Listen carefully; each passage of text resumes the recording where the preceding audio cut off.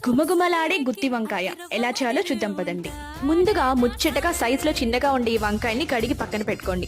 గుప్పడి వేరుశనగలు, 2 స్పూన్ల నువ్వులు, 1 స్పూన్ ధనియాలు, 4 లవంగాలు, ఒక చిన్న దాల్చిన చెక్క ముక్క, 5 జీడిపప్పులు, 1 ఇలాయచి అన్నింటిని వేయించి పక్కన పెట్టుకోవాలి.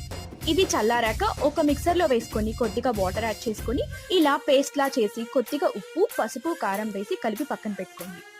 ఇప్పుడు పాన్ లో ఆయిల్ హీట్ చేసుకొని సన్నగా తరిగినటువంటి ఉల్లిపాయలు, పచ్చిమిర్చి వేగగానే అల్లం వెల్లుల్లి పేస్ట్ కూడా వేసి వేయించుకోవాలి.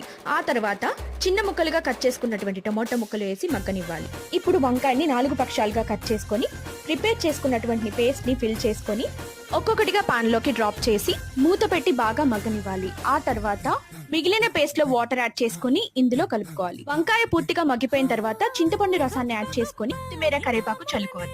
ఈ విధంగా ఆయిల్ పైకి తేలాక కూర రెడీ అయిపోయినట్టే. ఇది రైస్ లోకి, చపాతీలోకి చాలా బాగుంటుంది.